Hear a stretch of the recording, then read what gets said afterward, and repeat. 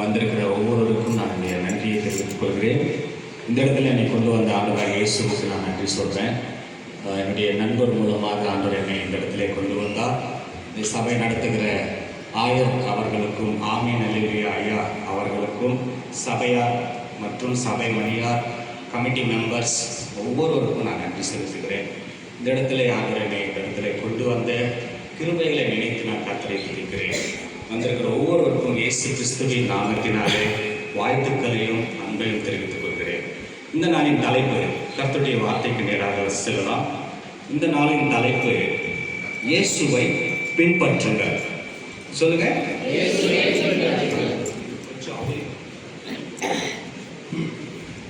இயேசுவை. இதுதான் தலைப்பு. இந்த தலைப்புல இன்னைக்கு நம்ம இயேசுவை எப்படி பின்பற்றுறது என்பதை குறித்து நம்ம பார்க்கலாம், வாசிக்கலாம். முதலாவதாக வாசிக்கலாம். மார்க்கு 1:35. மார்க்கு 1:35. இயேசு கிறிஸ்து அதிகாலையில் இருட்டோடு கூட எழுந்து ஒரு இடத்திலே சென்று ஜெபம் செய்தார். என்ன செய்தார்? அதிகாலையில் என்ன செய்தார்? நம்முடைய இயேசு அதிகாலையில் ஜெபிக்கிறவராக இருந்தார். இன்னைக்கு நம்முடைய வாழ்க்கையில நம்ம இயேசுவை பின்பற்றணும்னா நம்ம அதிகாலையில இருட்டோடு கூட எழுந்து ஜெபிக்கிறவர்களாக இருக்க வேண்டும். எப்படி இருக்கணும்? ஆமா. இன்னைக்கு நம்முடைய வாழ்க்கையில இந்த அதிகாலை ஜெபம் இல்லைங்க. அதிகாலை ஜெபம் இல்லை. அதிகாலையில ஆண்டவரை தேடுறது கிடையாது. இயேசு அதிகாலையில் இருட்டோடு கூட எழுந்து வனாந்தரமான ஒரு இடத்திற்கு சென்று ஜெபம் செய்தார். என்ன செய்தாரு? ஜெபம் செய்தார். அடுத்தது நம்ம வாசிக்கலாம். லூக்கா 6:12. லூக்கா 6:12 நம்ம வாசிக்கிறோம்.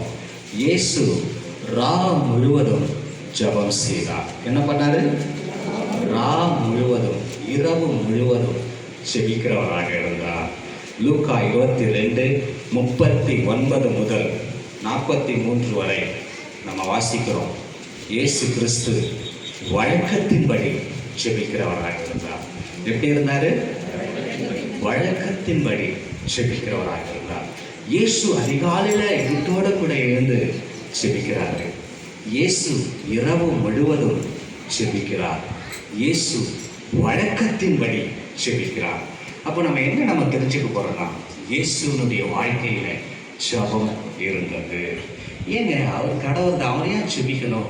அவர் ஜெபத்தை குறித்து நமக்கு கற்றுக் கொடுக்க அதை செய்தார். ஆமென், ஆமென்.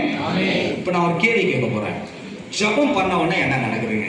ஏன் ஜெபிக்கணும்? எப்போ பார்த்தாலும் ஜெபம் பண்ணுன்னு சொல்றோம்ல வாலிப பசங்க எல்லாருமே. நம்ம சர்ச்சில் அதிக பிரசங்களை நான் கேட்கிறோம், ஜெபிக்கணும். ஏன் ஜெபிக்க வேண்டும்? எதற்காக ஜெபிக்க வேண்டும்? ஜெபம் செய்த உடனே என்ன நடக்கிறது தெரியுமா உங்களுக்கு? ஜெபம் பண்ண உடனே என்ன அற்புதம் நடக்குது? சொல்லுங்க பார்க்கலாம். என்ன அற்புதம் நடக்குது? உங்க கண்ணுக்கு தெரியாத ஒரு பயங்கரமான அற்புதம் நடக்குது. வாசிக்கலாம். அது என்ன அற்புதம்? வாசிக்கலாம். ஜெபித்த உடனே நடக்கிற ஒரு அற்புதம். பிலிப்பியர் 4:6-7. நேரம் இல்லாதனால நானே சொல்லிடுறேன். நீங்கள் ஒன்றுக்கும் கவலைப்படாமல் எல்லாவற்றையும் குறித்து ஸ்தோத்திரத்தோடு கூடிய ஜெபத்தினாலும் வேண்டுதலினாலும் தேவனுக்கு தெரியப்படுத்துங்கள். அப்பொழுது எல்லா புத்திக்கும் மேலான தேவ சமாதானம் உங்கள் இருதயங்களை கிறிஸ்து இயேசுவுக்குள்ளாக காத்துக்கொள்ளும். நீங்க ஜெபம் பண்ண உடனே உங்களுக்குள்ள ஒரு சமாதானம் வருங்க. மேலான சமாதானம், உலகம் கொடுக்க முடியாத சமாதானம், இந்த உலகத்துல எங்குமே கிடைக்காத ஒரு சந்தோஷம் ஜெபித்த உடனே கிடைக்கிறது. ஆமென், அல்லேலூயா. நீங்க ஜெபிக்கணுங்க. ஜெபம் என்பது ஒரு மனிதனை உருவாக்குகிறது. ஆமென். ஒரு குடும்பத்துல ஒரு கணவன் மனைவி இருந்தாங்க. ஒரு மனைவிக்கு சொல்ல முடியாத குடும்ப வேதனை. கணவனுடைய அவருடைய செயல்களை பார்த்து கலங்கி என்ன பண்ணாங்க, நான் இந்த உலகத்தை விட்டே போயிட்டா நல்லா இருக்கும், சூசைட் பண்ணி இறந்துடலாம் அப்படின்னு ஒரு எண்ணம் வந்தது. உடனே என்ன தெரியுமா பண்ணாங்க, போய் முழங்கால் பண்ணிட்டு செபிக்க ஆரம்பித்தார்கள். செபித்த உடனே இந்த சூசைட் எண்ணம் அந்த ஸ்திரியை விட்டு வெளியேறினது. அவர்களுக்குள்ள ஒரு தைரியம் வந்தது, ஒரு சமாதானம் வந்தது. எல்லா புத்திக்கும் மேலான தெய்வீக சமாதானம் உங்களை நிரப்பும். எப்ப தெரியுமா? செபிக்கிறப்போ. ஜபத்தை விட்டுறக்கூடாது. இயேசு அதிகாலையில் இருட்டோடு கூட எழுந்து ஜபம் செய்தார். முழுவதும் ஜபம் செய்தார். வழக்கத்தின்படி ஜபம் செய்தார். இன்னைக்கு நீங்க ஜபம் பண்றீங்களா? உங்க லைஃப்ல ரெகுலர் பிரேயர் இருக்கா? யோசிச்சு பாருங்க. அதிகாலையில எத்தனை மணிக்கு எழும்புறீங்க? நீங்க எழும்பாத வரைக்கும், நீங்க ஜெபிக்காத வரைக்கும் தெய்வீக சமாதானத்தை பெற முடியாது. என்ன பண்ணணும்? ஜெபிக்கணும். ஜெபிக்கணும். ஏன் ஜெபிக்க வேண்டும்? எதற்காக ஜெபிக்க வேண்டும்? ஜெபித்தால் என்ன நடக்கிறது? லூக்கா 22:46 வாசிங்க. நீங்க டக்கு டக்குன்னு வாசிங்க, நான் டக்கு டக்குன்னு சொல்லிடுவேன். இல்லை நானே சொல்லிட்டு போயிட்டே இருக்கேன். ஏன்னா நமக்கு நேரத்தை நம்ம ஃபாலோ பண்ணணும். சொல்லுங்க. சோதனைக்கு உட்படாதபடிக்கு எழுந்திருந்து. ஆமென். சோதனைக்கு உட்படாதபடிக்கு எழுந்திருந்து ஜெபம் பண்ணுங்க. இந்த உலகத்துல நமக்கு சோதனை இருக்குங்க. இந்த உலகத்துல என்ன இருக்கு? சோதனை இருக்கு. இந்த சோதனையை நீங்க ஜெயிக்கணும்னா, இந்த சோதனையில நீங்க விழாம இருக்கணும்னா, விழுத்திருந்து ஜெபம் பண்ணுங்க. என்ன பண்ணணும்? ஜெபம் பண்ணணும். ஜெபிக்கிறவன் தாங்க சோதனையை ஜெயிக்க முடியும். ஆமீன். ஒரே ஒரு ஆமீன் இருக்கு. கர்த்தருக்கு ஸ்தோத்திரம். ஜெபிக்கிறவன் தான் சோதனையை ஜெயிக்க முடியும். எல்லாமே வரல. ஆமென். சரி. சோதனைக்கு உட்படாதபடிக்கு ஜெபிக்க வேண்டும். ஏசாயா 40:31 நம்ம வாசிக்கிறோம். கர்த்தருக்கு காத்திருக்கிறவர்களோ புது பலன் அடைவார்கள். என்ன பலன்? என்ன பலன்? புது பலன், நியூ ஸ்ட்ரென்த். அது எங்க கிடைக்குதுன்னா ஆண்டவருடைய பிரசன்னத்துல தான் கிடைக்குது. ஏன் ஜெபிக்க வேண்டும்? சோதனைக்கு உட்படாதபடிக்கு ஜெபிக்க வேண்டும். கர்த்தருக்கு காத்திருக்கிறவர்கள் புது பலனை அடைவார்கள். நீங்க எப்பெல்லாம் நீங்க ஆண்டவருடைய பாதத்துல போய் உட்கார்றீங்களோ உங்களுக்கு ஒரு புது பலனை நீங்கள் பெறுவீர்கள். ஆண்டவருடைய சமூகத்திலே நீங்கள் சமாதானத்தை பெறுவீர்கள். எல்லா புத்திக்கும் மேலான தேவ சமாதானம். இந்த உலகத்தில் அப்படிப்பட்ட சந்தோஷம் எங்குமே கிடைக்காதுங்க. ஒரு பெஸ்ட் பிளேஸ், ஒரு சந்தோஷமான இடம் அது எதுனா அது ஆண்டவருடைய சமூகம் மாத்திரம்தான். நீங்க ஜெபிக்கிறப்போ இந்த சந்தோஷம் உங்களுக்கு கிடைக்கும். பாவத்துல கூட கொஞ்ச நேரம் தான் சந்தோஷம் இருக்கும், சிற்றின்பம். ஆண்டவருடைய பாதத்துல உட்கார்ந்து ஜெபிக்கிறப்போ அது பேரின்பமாக இருக்கிறது. அந்த பேரின்பம் நீங்க வேணும். உங்க தூக்கத்தை தியாகம் பண்ணுங்க. உங்க சரீரத்தை நீங்க ஒடுக்கணும், ஷெட்யூல் பண்ணணும். சீக்கிரமா தூக்க போறேன், நானும் இயேசுவும் நான் இயேசுவோடு கூட பேச போறேன். ஏனென்றால் இயேசுவோட பேசுறப்ப எனக்கு சந்தோஷம் கிடைக்குது, இயேசுவோட பேசுறப்ப எனக்கு சமாதானம் கிடைக்குது, இயேசுவோட பேசுறப்ப எனக்கு பலன் கிடைக்கிறது. ஆமென். ஆண்டவருடைய பாதத்துல உட்கார்ந்தா நீங்கள் எழும்பி பிரகாசிப்பீங்க. வேதவசனம் சொல்லுகிறது, அவர்கள் அவரை நோக்கி பார்த்து பிரகாசம் அடைந்தார்கள். யாரை நோக்கி பார்த்து? இன்னைக்கு நம்ம யாரை நோக்கி பார்க்கிறோம்? உலகத்துல யாரை நோக்கி பார்க்கிறோம்? யோசிச்சு பார்க்கணுங்க. அவர்கள் அவரை நோக்கி பார்த்து பிரகாசம் அடைந்தார்கள். தானியேலுடைய வாழ்க்கை ஜெயமாயிருந்தது. எப்படி இருந்தது? 3 வேளை ஜெபம் பண்ணார். எத்தனை வேளை? நம்ம 3 வேளை தவறாம சாப்பிடுறோம். 3 வேளை ஜெபம் பண்ண மாட்டோம். கேட்ட டைம் இல்ல. என்ன இல்ல? எல்லாத்துக்கும் டைம் இருக்கு. டிவி பார்க்க டைம் இருக்கு, மொபைல் நோட்ட டைம் இருக்கு, வெட்டிக்கார பேசுறதுக்கு டைம் இருக்கு, உலகத்துக்கு டைம் இருக்கு.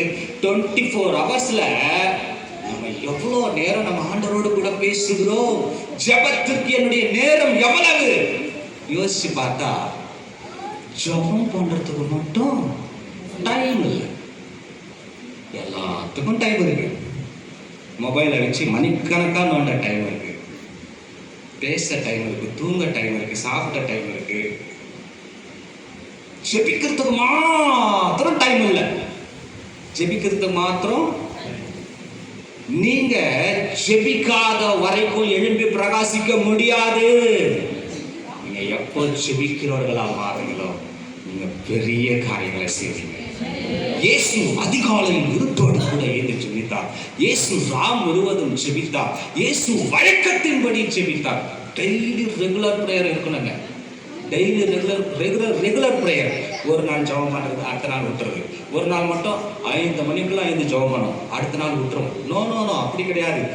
நம்முடைய வாழ்க்கையில ரெகுலர் பிரேயர் இருந்தாதான் நம்ம எழும்பி பிரகாசிக்க முடியும், சோதனையை ஜெயிக்க முடியும்.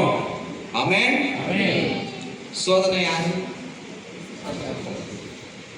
சாத்தானுக்கு ஒரு பேர். என்ன பேரு? சோதனைக்காரன். இந்த சோதனைக்காரன், இந்த சோதனை கொடுக்கிறவன் யாரு? சோதனைக்காரனாகிய சாத்தான், லூசிபர். அவனை ஜெயிக்கணும்னா நீங்க என்ன பண்ணணும்? ஜெபத்தை மட்டும் விட்டுறாதீங்க. எனக்கு ஒரு சபை தெரியும். அந்த சபையில ஒரு ஊழியக்காரர் பார்த்தாரு. இந்த மாதிரி ஜனங்கள்லாம் உட்கார்ந்தாரு. ஜெபம் செய்வோம் அப்படின்னு ஸ்டார்ட் பண்ணாருங்க. என்னன்னு பண்ணாரு?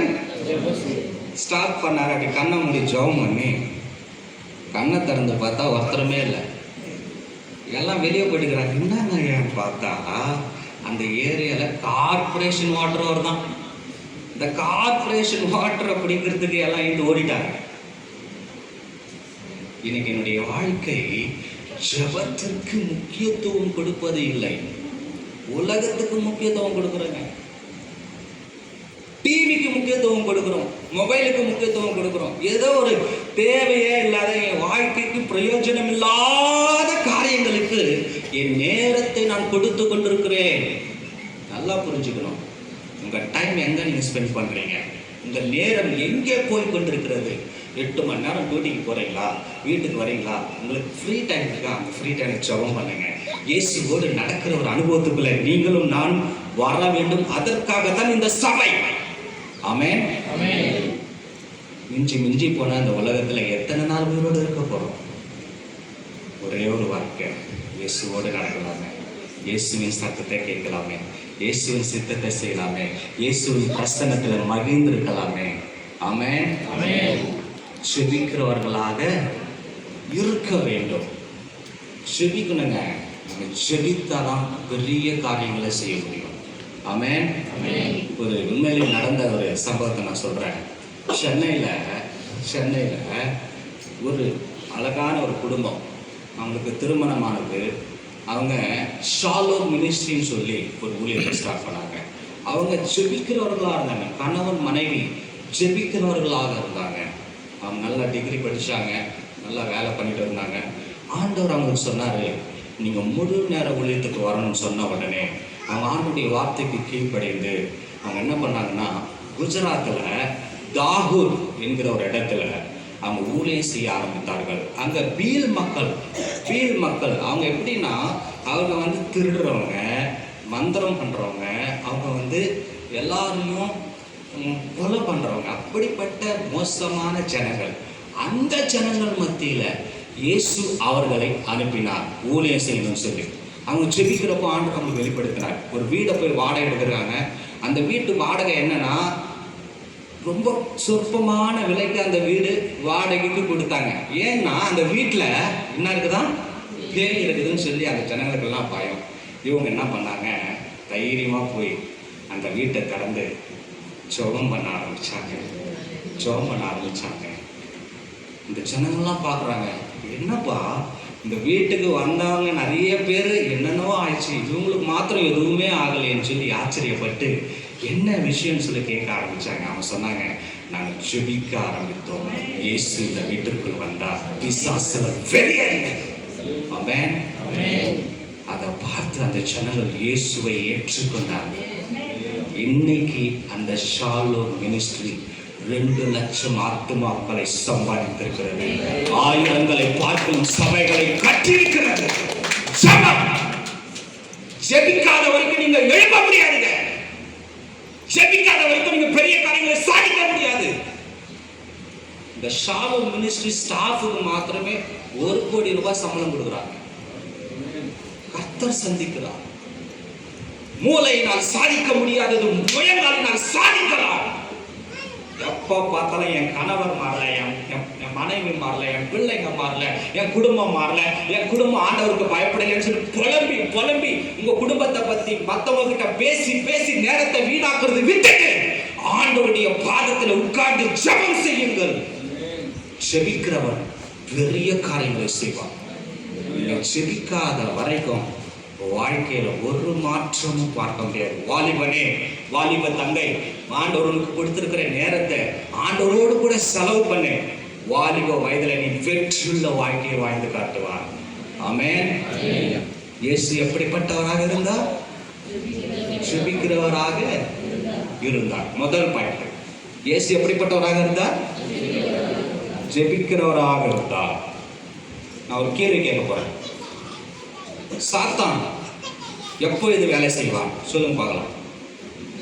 சாத்தான் எப்போ வேலை செய்வான்? ஐயா, ஆண்டவருக்குள்ள நெருங்கி இருக்கிறப்போ. ஓகே, நீங்க எந்த அளவுக்கு நீங்க ஆண்டவருக்குள்ள நீங்க க்ளோஸா போறீங்களோ அப்போ பிசாசு என்ன பண்ணுவான்? வேலை செய்வான். வேத வசனத்தின்படி சாத்தான் எப்போ வேலை செய்யறான் வாசிங்க. மத்தேயு 13:25 டக்குன்னு எடுத்து வாசிங்க. மத்தேயு 13:25. மனுஷர் நித்திரை பண்ணுகையில் அவனுடைய சத்ரு வந்து கோதுமைக்குள் களைகளை விதைத்து விட்டு போனா. நல்லா கவனிங்க. தூங்குறப்போ நம்ம சிந்தையில களைகளை விதைக்கிறவன் பிசாசு. தூங்குறதுக்கு முன்னாடி ஜெபம் பண்ணுங்க. இயேசுவின் ரத்தத்தால் உங்க சிந்தையை, உங்க ஆவியை, உங்க சரீரத்தை, உங்க ஆத்மாவை இயேசுவின் ரத்தத்துக்கு ஒப்பு கொடுங்க. நீங்க ஜெபத்தோடு போய் தூங்குனீங்கன்னா பிசாசானவன் களைகளை விதைக்க முடியாது. தூங்குறப்ப என்ன பண்றான்? விதைக்கிறான். இன்னைக்கு சொல்றாங்க, ஐயோ எனக்கு தப்பான சிந்தனை வருது, என் பார்வை என்னால் கண்ட்ரோல் பண்ண முடியல, பரிசுத்தமா வாழ முடியல. ஜெபக்குறை. ஆண்டவருக்கும் உங்களுக்கும் இருக்கிற உறவு நீங்க சரி பண்ணிட்டீங்கன்னா போதுங்க, எல்லாவற்றையும் ஜெயிக்கலாம். ஆமென். ஹல்லேலூயா. ஜெபிக்கிறவன் பாவம் செய்ய மாட்டான், பாவம் செய்கிறவன் ஜெபிக்க மாட்டான். இன்றைக்கு உங்களுடைய ஜெப வாழ்க்கை எப்படி இருக்கிறது யோசித்து பாருங்கள். இரண்டாவது, இயேசு என்ன செய்தார் வாசிக்கலாம். மத்தேயு 4:10 வாசிங்க. மத்தேயு 4:10. அப்பொழுது இயேசு அப்பாலே போ சாத்தானே, உன் தேவனாகிய கர்த்தரை பணிந்து கொண்டு அவர் ஒருவருக்கு ஆராதனை செய்வதாக என்று எழுதியிருக்கிறதே என்றார். இரண்டாவது, இயேசு கிறிஸ்து வேத வசனம் நிறைந்தவராக காணப்பட்டார். ஆமென். வேத வசனங்க, இந்த நம்முடைய கைகளில் கொடுக்கப்பட்டிருக்கிற இந்த வார்த்தையை நாம் வாசிக்க வேண்டும். என்ன பண்ணணும்? வாசிக்கணும். பைபிள் வாசிக்கிறது கிடையாது. ஞாயிற்றுக்கிழமை மட்டும்தான் பைபிள் எடுக்கிறோம், மற்ற நேரத்துலாம் பைபிள் எடுக்கிறது கிடையாது. பைபிள் ஃபுல்லாக டஸ்டாக இருக்கும். இந்த பைபிள் தொடச்சி வைக்கிறதுக்கு கூட டைம் இல்லை. என்னல்ல, எல்லாத்துக்கும் டைம் இருக்கு. பாவம் செய்யறதுக்கு கூட டைம் இருக்கு. வேதம் வாசிக்க நேரம் இல்லை. இயேசு வேத வசனத்தை கொண்டு பிசாசானவனை ஜெயித்தார். எப்படி ஜெயித்தாரு? வேத வசனத்தை கொண்டு பிசாச ஜெயித்தார். இன்னைக்கு நம்ம யோசிச்சு பார்க்கணும், நம்ம வேதத்தை வாசிக்கிறோமா? லூக்கா 4:16 வழக்கத்தின்படி அவர் வாசிக்கிறவராக இருந்தார். இயேசுனுடைய வாழ்க்கையில ரெகுலர் ரீடிங் இருந்தது, ரெகுலர் பைபிள் ரீடிங். இன்னைக்கு என்னுடைய வாழ்க்கை வேதத்தை வாசிக்கிற வாழ்க்கையாக இருக்கிறதா? கொஞ்சம் யோசிச்சு பார்க்கணுங்க, யோசிச்சு பார்க்கணும். சரிங்க, பைபிள் படித்தா என்ன நடக்கும் சொல்லுங்க பார்க்கலாம். எதுக்கு பைபிள் படிக்கணும் சொல்லுங்க சொல்லுங்க. ஏசப்பா நம்மளோட பேசுவாரு, அப்புறம் ஆசீர்வதிப்பாரு, அப்புறம்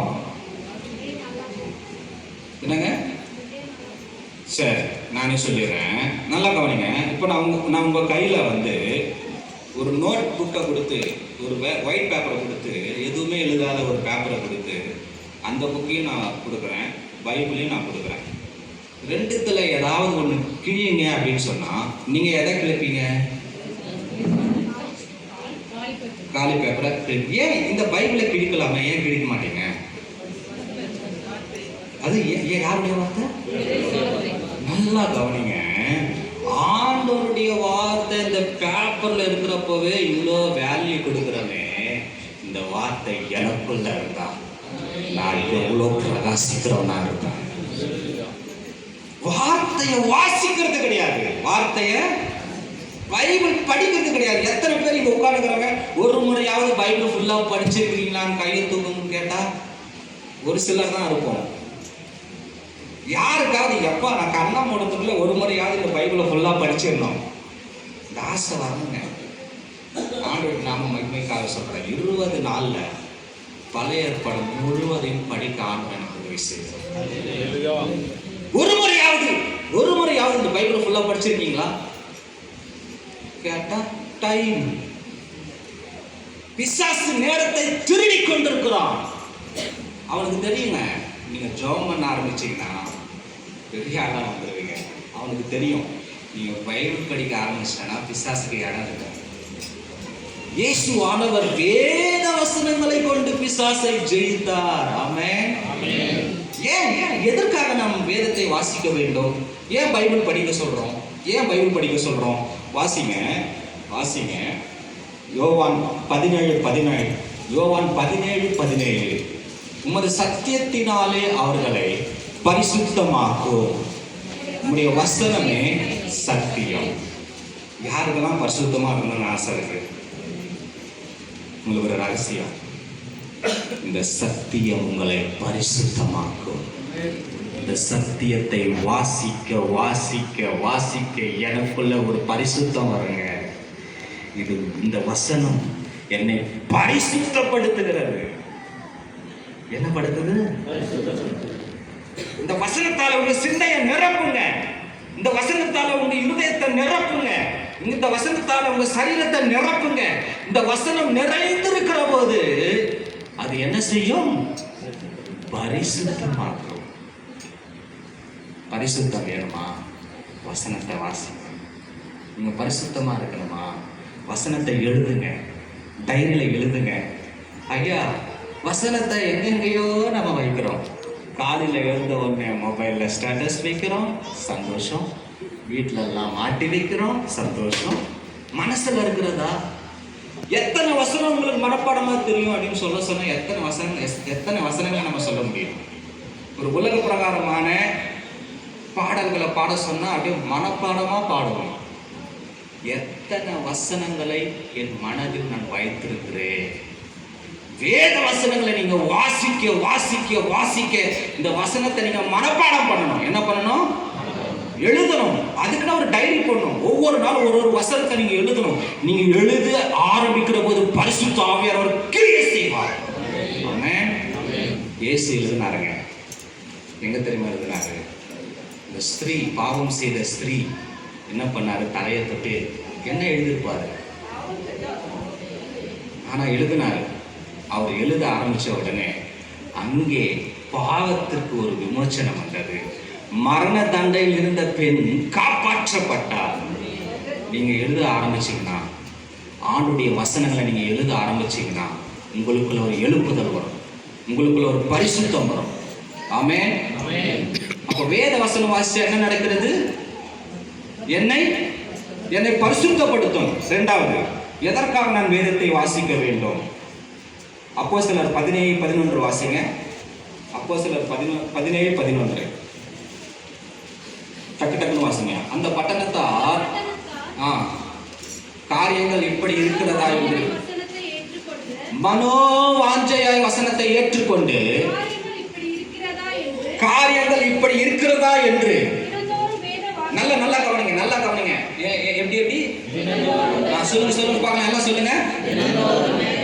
மறுபடியும் சொல்லுங்க. இன்னைக்கு யோசிங்க. தினந்தோறும் பைபிளை படிக்கிறோமா சார்? டெய்லி டிவி பார்க்கலாம் சார். சார் டெய்லி மொபைல் பார்க்குறேன் சார். ஆனால் டெய்லி பைபிள் மட்டும் பிசாசுக்கு தெரியும். நீங்கள் பைபிள் படிச்சுட்டா ஐயோ இவன் பரிசுத்தம் ஆயிடுவானே, பைபிள் படிக்கிறானா குடுறா அவனுக்கு தூக்கத்தை. பைபிள் படிக்கவே முடியல, பைபிள் திறந்தாவே தூக்கம் வருது, மொபைல் திறந்தாவே தூக்கம்லாம் போயிடுது. தினந்தோறும் மனோவாஞ்சையாய் இந்த வேத வசனம் என்னுடைய கைகளில் வருவதற்கு அநேகர் ரத்தம் செஞ்சிருக்கிறாங்க. இது தேவனுடைய வார்த்தையாய் இருக்கிறது. இந்த தேவனுடைய வார்த்தையை மனோவாஞ்சையாய் வாசித்தார்கள், தினந்தோறும் வாசித்தார்கள். அதனால என்னாச்சு? வாசிங்க. ஆராய்ந்து பார்த்ததினால்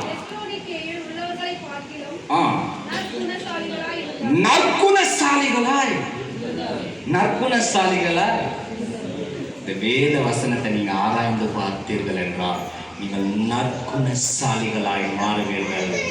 ஆமென். வசனத்தை வாசிக்கணுங்க, வசனத்துக்கு நேரம் கொடுக்கணும்.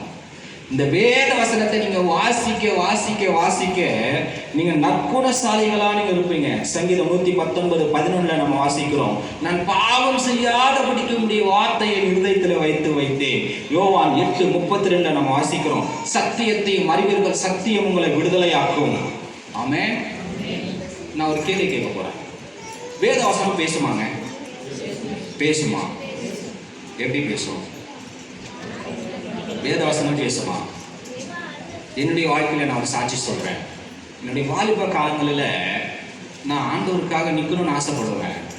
விழுந்து விழுந்து எழும்புகிற ஒரு அனுபவம்.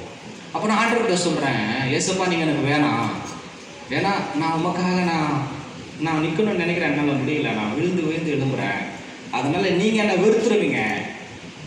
வெறுத்துருவீங்கப்பா அப்படின்னு சொல்லி நான் கொஞ்ச நாள் ஜெபம் பண்ணல, பைபிள் படிக்கல. ஆண்டவர் எனக்கு பிடிக்காதப்பா, ஆண்டவர் வந்து என்னை வெறுத்துருவார், ஏன்னா ஆண்டவருக்கு பிரியமா இல்லை அப்படின்னு நினச்சின்னு வருத்தத்தோடு இருந்தேன். அப்போ எங்கள் சபை பாஸ்டர் என்ன பண்ணாருன்னா, ஒரு நாள் என்னை கூட்டிட்டு ஒரு ஜபத்துக்கு கூப்பிட்டு போனார். அது வந்து ஜூன் மாதம் நடக்கிற ஜபம். எப்போ நடக்கிற ஜபம்? நல்லா கவனிங்க. வாக்குத்தத்த கார்டு எப்போ தருவாங்க? ஜனவரி மாதம் தருவாங்க. நான் எப்போ போகிறேன்? அங்கே போய் உட்காந்துக்கிறேன். நான் வருத்தத்தோடு உட்காந்துக்கிறேன். ஏசப்பா என்ன வெறுத்துடுவாங்க. என்ன பண்ணிடுவாரு? வெறுத்துடுவார். அந்த வார்த்தை தான், வெறுத்துடுவாரு.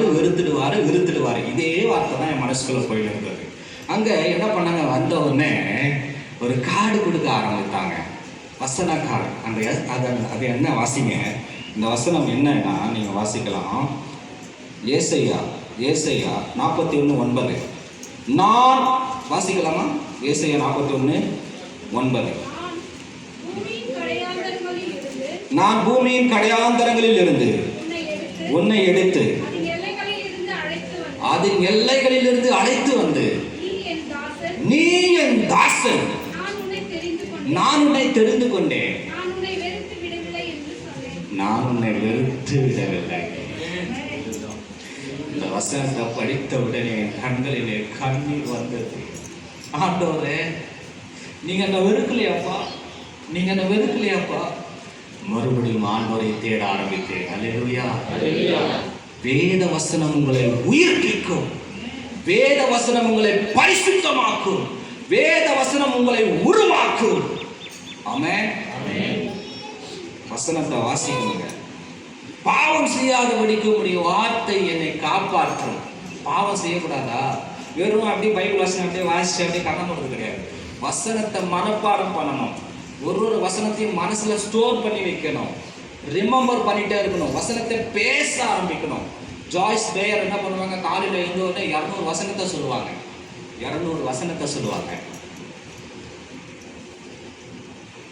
சங்கீதம் 19:19 நம்ம வாசிக்கிறோம், ஆத்துமாவை உயிர்ப்பிக்கிறது. 2 தீமோத்தேயு 3:16 நம்ம வாசிக்கிறோம், வேத வாக்கியங்கள் எல்லாம் தேவனுடைய ஆவினால் அருளப்பட்டிருக்கிறது. அது என்ன பண்ணும்? ஒரு மனுஷனை உயிர்ப்பிக்கும், உருவாக்கும், குத்துகிறதா இருக்கும். நம்முடைய வாழ்க்கையை மாற்றுவது இந்த வேத வசனம் மாத்திரம்தான். எபிரேயர் 4:12 நம்ம வாசிக்கிறோம். வாசிங்க, எபிரேயர் 4:12.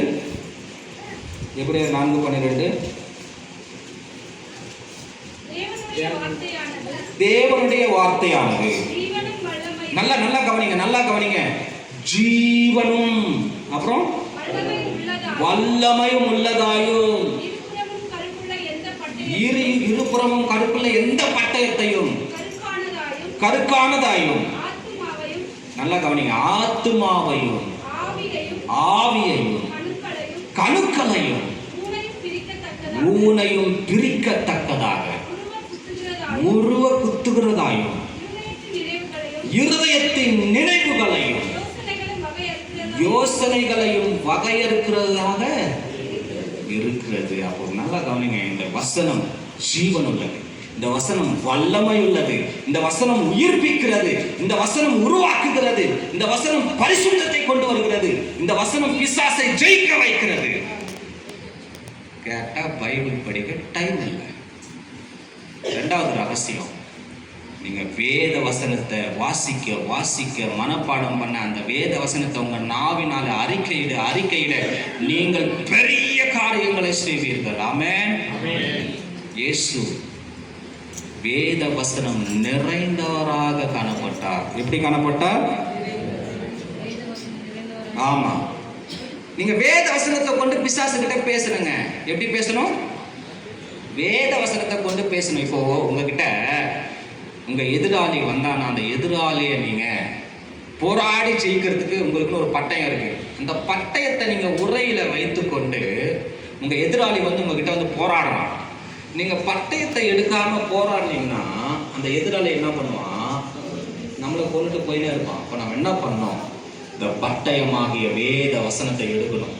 எடுத்து என்ன பண்ணா வாழை திறந்து பேசணும் வசனத்தை. பிசாசு சொல்லுவான், அவ்வளவுதான் உன் வாழ்க்கை முடிஞ்சிடும். அப்படி சொன்னோம், பயப்படாதே, நான் உனக்கு துணை நிற்கிறேன் என்று கர்த்தர் சொல்லி இருக்கிறார்.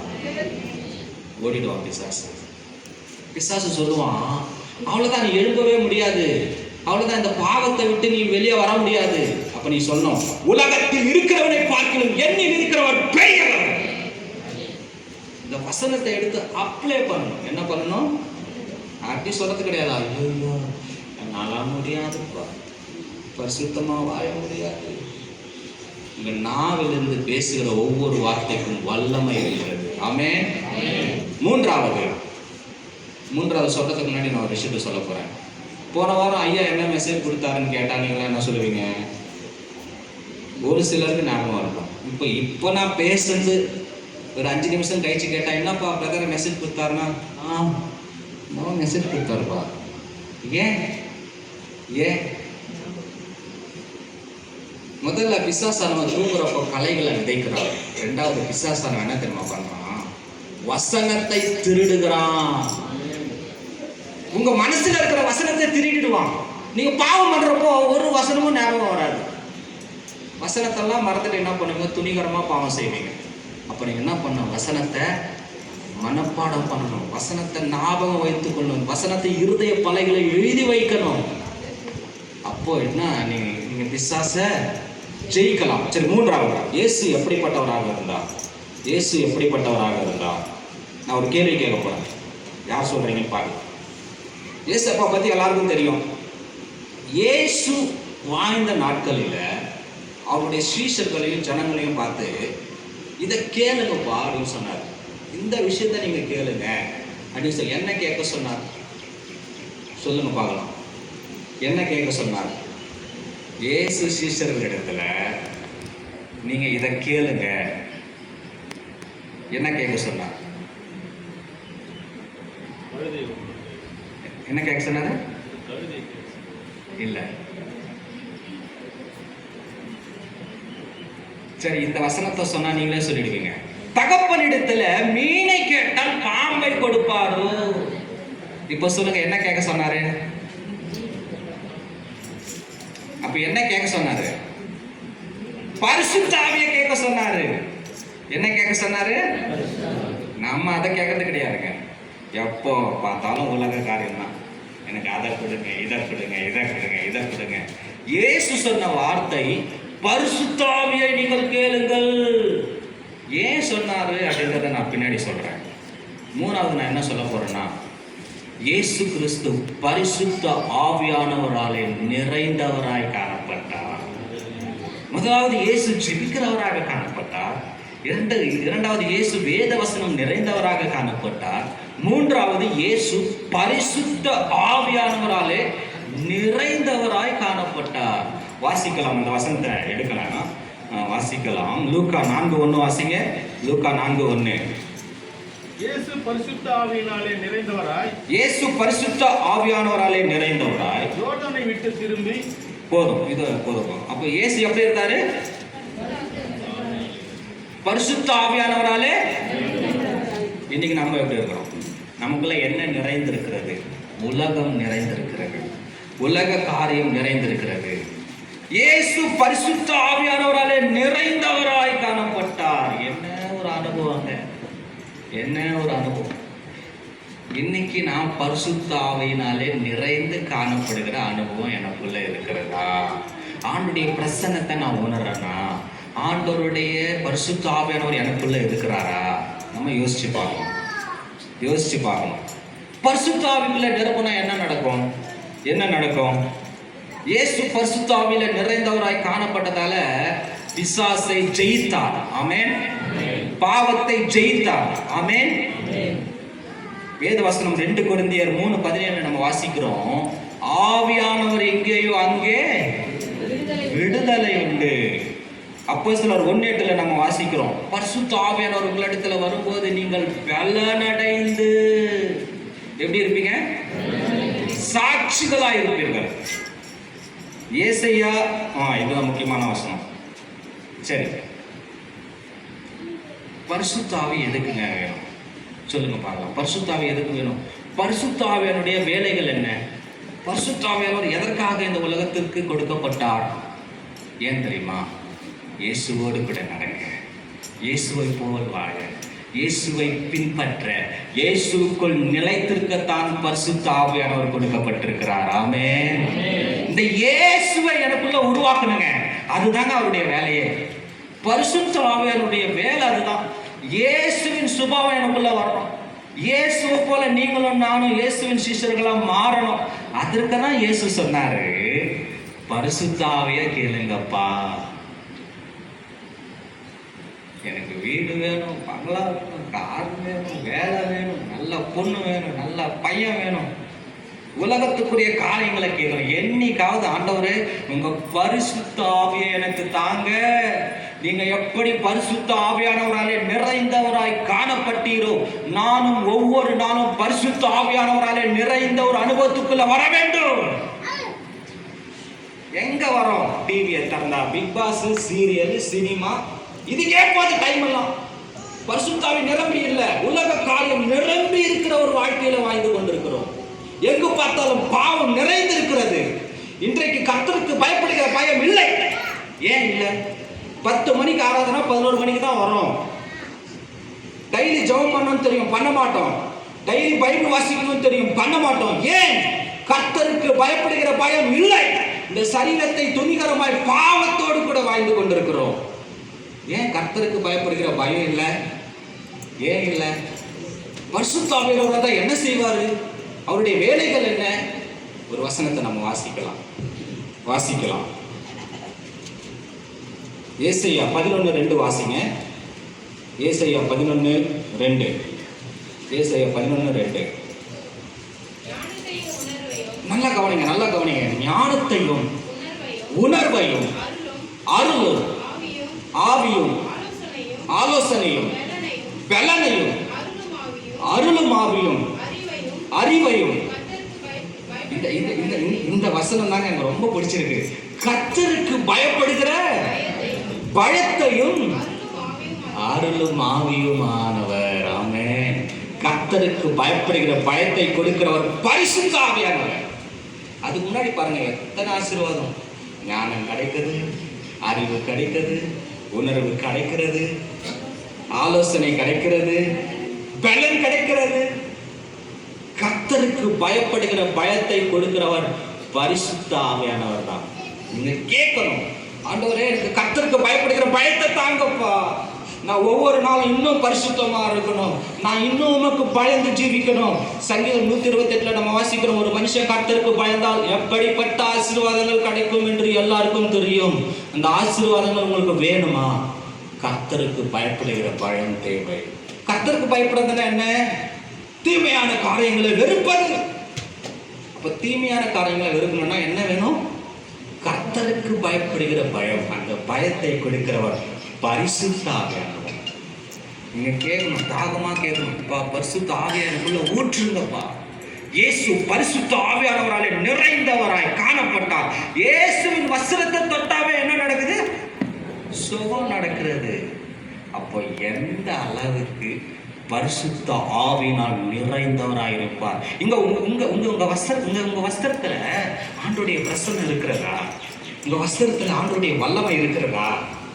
எங்க இருக்குது? பவுடர் ஸ்மெல்லு தான் இருக்கு, சென்ட் ஸ்மெல்லு தான் இருக்கு. வஸ்திரத்திலும் கூட ஆண்டோடைய பிரசன்னம். ஆமென். இயேசு சொன்னார், என்னை விசுவாசிக்கிறவன் என்னை காட்டிலும் பெரிய காரியங்களை செய்வான். என்ன செய்தாங்க? பேதுருனுடைய நிழல் பட்ட உடனே சுகம் உண்டாகிறது. என்ன ஒரு தெய்வீக பிரசன்னம்! நயல்ல விட பரிசுத்த ஆவியானவருடைய பிரசன்னம். நீங்க உங்க நயல பட்டா சுகம் கிடைக்குதா? நீங்க பரிசுத்த ஆவிக்குள்ள நிரம்பி இருக்கிறீங்களா? பரிசுத்த ஆவியானுடைய அபிஷேகம் உங்களுக்குள்ள எந்த அளவு இருக்கிறது? நீங்க ஆவியானவராலே நடத்தப்படுகிற அனுபவம் உண்டா? யோசிச்சு பார்க்கணுங்க, யோசிச்சு பார்க்கணும். 3 காரியங்களை நம்ம பார்த்தோம். 1, இயேசு ஜெபிக்கிறவராக இருந்தார். 2, இயேசு வேத வசனம் நிறைந்தவராக இருந்தார். 3, இயேசு பரிசுத்த ஆவியினால் நிறைந்தவராய். அது பாருங்களேன், நிறைந்தவராய். ஒவ்வொரு நாளும் நம்ம பரிசுத்த ஆவிக்குள்ள நிறைந்து காணப்படுவதா இருக்கணும். நிறைய பேர் நினைக்கிறாங்க பரிசுத்த ஆவின்னு அப்படியே குதிக்கிறது, எகுறது, கீழே வீழுது. அது இல்லைங்க. பரிசுத்த ஆவி எனக்குள்ள வந்துச்சுன்னா என்னுடைய கிரியைகள் மாறும், எனக்குள்ள பரிசுத்தம் காணப்படும். பரிசுத்தம் இல்லாம நான் என்னதான் குதிச்சாலும் அது பேர் பரிசுத்த ஆவி கிடையாது. என்னுடைய கிரியைகள் மாறுங்க. ஒவ்வொரு நாளும் பரிசுத்த ஆவி எனக்குள்ள பேசிட்டே இருப்பாரு. இதை பார்க்காத, இதை செய்யாத, இப்படிதான் இருக்கணும், இப்படிதான் செய்யணும், உங்க டைம் எப்படி ஷெடியூல் பண்ணு. ஆவியானவர் உங்களுக்குள்ள பேசிட்டே இருப்பாருங்க. அந்த அனுபவத்துக்குள்ள நீங்க வரணும். அந்த அனுபவத்துக்குள்ள வரணும். கர்த்தருக்கு பயப்படுகிற பயம் பரிசுத்த ஆவியானவர் தான் கொடுக்க முடியும். பரிசுத்த ஆவியானவர் தான் கொடுக்க முடியும். விக்கில்ஸ்வர்த்னு சொல்லிட்டு ஒரு மிஷினரிங்க, அவர் என்ன பண்ணாரு? ஒரு பயங்கரமான பிசாசு.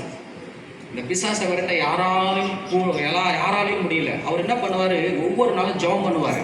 அவருக்குள்ள ஒரு தாட் என்னன்னா, எனக்குள்ள பரிசுத்த ஆவி இருக்காரு, எனக்குள்ள இயேசு இருக்காரு அப்படின்ற ஒரு விசுவாசத்திலே அறிக்கையிட்டு கொண்டே இருப்பார். ஒரு நாள் அந்த பிசாசை துரத்துவதற்காக அவர் வந்தார். இந்த மிஷினரி வந்தாரு. அவர் வந்த உடனே, விக்கில்ஸ்வர்த் வந்த உடனே கதவை சாத்தினாங்க. இந்த பிசாசை எல்லாம் கட்டி வச்சாங்க. சங்கிலியில கட்டி வைக்கப்பட்ட ஒரு மனிதர். அப்ப அந்த பிசாசு அந்த மனுஷனை பார்த்து, விக்கில்ஸ்வர்த், உன்னால முடியாது அப்படின்னு சொல்லிச்சு. உன்னால என்ன துரத்த முடியாதுன்னு சொல்லிச்சு. அவர் என்ன பண்ணாரு? 2 பேக்கெட்ல கையை வச்சுட்டு, என்னால முடியாதுதான், எனக்குள்ள இருக்கிற இயேசுவால முடியும்னு சொல்லிட்டு போயிட்டே இருந்தாரு. அவர் சொல்லி முடிச்ச 5 நிமிடத்துல அந்த பிசாசு ஓடிவிட்டாரு. ஆண்டோடைய பிரசன்னம். எந்த அளவுக்கு நீங்க பிரசன்னத்தை சுமக்கிறீங்க? இந்த சரீரம் தேவனுடைய பிரசன்னத்தை சுமக்கிறவர்களாக இருக்க வேண்டும். அதுக்குதான் ஆண்டோடைய இந்த சரீரம் நமக்கு கொடுக்கப்பட்டிருக்கிறது. இந்த சரீரம் தேவனுடைய பிரசன்னத்தை சுமக்கணும். சரீரம் முழுவதும் பாவத்தினால் நிறைந்திருக்கிறது. பாவத்தினால் நிறைந்திருக்கிறது. பாவத்தை பத்தி பேசணும்னு நினைச்சேன், டைம் இல்லாதனால நான் இன்னொரு நாள் பேசுறேன். நான் ஒரே ஒரு வசனம் நான் சொல்லி முடிக்க போறேன். இன்னைக்கு நம்ம வாசிச்சோம்ல, நம்ம செய்த அந்தரங்க பாவங்கள் எங்கே இருக்கிறது? உங்களுக்கெல்லாம் தெரியும், நான் அந்தரங்க பாவங்களை இயேசு எப்படி மன்னிக்கிறாரு? மூட்டையை கட்டி யாருக்குமே தெரியாத கடலின் ஆழத்துல மன்னிக்கிறாரு. ரொம்ப நல்லது. என்னுடைய அந்தரங்க பாவங்களை அவரே பார்க்காம முதுகுக்கு பின்னாடி போட்டுறாரு. ரொம்ப நல்லது. இன்னும் ஒரு வசனத்தை நம்ம வாசிச்சு முடிக்க போறோம். நான் செய்கிற அந்தரங்க பாவங்களை எங்கே நிறுத்துகிறார்? இன்னைக்கு நம்ம வாசிச்ச அதே சங்கீதம் வாசிச்சோம் இல்லைங்களா? சங்கீதம் 98. சங்கீதம் 98. சங்கீதம் 98.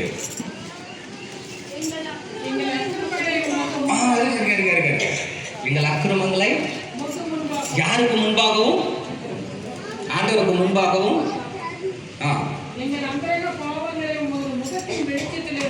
அப்பா, எங்கள் அந்தரங்க பாவங்களை உம்முடைய முகத்தின் வெளிச்சத்தில் நிறுத்தினீர். அந்தரங்க பாவங்களை முகத்தின் வெளிச்சத்திலே நிறுத்தினார். யாருக்கும் தெரியாது பிரதர். என் இஷ்டப்படி நான் இருக்கலாம், 4 செவத்துக்குள்ள தான் இருக்கேன், எப்படி வேணா இருக்கலாம். அந்தரங்க பாவங்களை அவருடைய முகத்தின் வெளிச்சத்திலே நிறுத்தினார். என்ன இருக்கு அந்தரங்கத்தில்? என்ன பாவம் இருக்கு? ஜாக்கிரதை, மனத்திரும்புங்க. பாவம் செய்து நாங்கள் பாருங்க, யோபு 20:11 நம்ம வாசிக்கிறோம். பாவங்களினால் எலும்புகளிலே சுகம் இல்லை. நான் செய்கிற பாவங்கள் எலும்புகளுக்குள்ளே சரீரத்துக்குள்ளே நுழைந்திருப்பார். அப்படியே படுத்திருக்கும். நம்ம பதைக்கிறப்ப கூட அந்த பாவம் இருக்குமா? சங்கீதம் 31:10 அக்கிரமத்தினால் என் பலன் குறைந்தது, பாவத்தினால் என் பலன் குறைந்தது. இந்த பாவம் நீங்க செய்யாம இருக்கணும்னா இயேசு இந்த உலகத்துக்கு வந்தார். ஆமென். பாவிகளை ரட்சிக்க கிறிஸ்து இயேசு உலகத்திற்கு வந்தார். பிசாசினுடைய கிரியைகளை அழிக்கும்படிக்கு இயேசு உலகத்திற்கு வந்தார். பிசாசினுடைய கிரியை என்ன? பாவம் செய்ய வைப்பவன். பாவம் செய்கிறவன் பிசாசினால் உண்டாயிருக்கிறான். இந்த பிசாசின் கிரியைகளாகிய பாவங்களை அழிக்கத்தான் இயேசு உலகத்திற்கு வந்தார். ஆமென். இந்த இயேசுக்குள்ள நிலைத்திருக்கலாம், இயேசுவை பின்பற்றலாம். ஒப்பு கொடுக்கலாமா? ஒப்பு கொடுக்கலாமா? அப்படியே கண்களை மூடி ஒப்பு கொடுக்கலாமா? கர்த்தருக்கு ஸ்தோத்திரம். கண்களை மூடி ஒப்பு கொடுக்கலாம், கண்களை மூடி ஒப்பு கொடுக்கலாம்.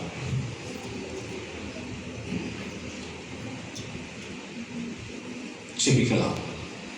பரலோக பிதாவே, நீர் ஜெபிக்கிறவராக இருந்தீர். ஏசப்பா, நீங்க வேத வசனம் நிறைந்தவராக இருந்தீர். ஏசப்பா, நீங்க பரிசுத்த ஆவியானவராக நிறைந்தவராக இருந்தீர். உம்மை போல நாங்களும் இருக்க எங்களுக்கு உதவி செய்யும். எங்கள் அந்தரங்க பாவங்களுக்காக நாங்கள் மன்னிப்பு கேட்கிறோம்பா. இனி வருகிற நாட்களில் நாங்கள் அந்தரங்க பாவத்தில் இராதபடிக்கு அந்தரங்கத்தில் பரிசுத்தமாக இருக்க எங்களுக்கு உதவி செய்யும். வந்த ஒவ்வொருவரையும் பற்றி இயேசுவின் நாமத்தில் ஜெபிக்கிறோம் நல்ல பிதாவே. ஆமென்.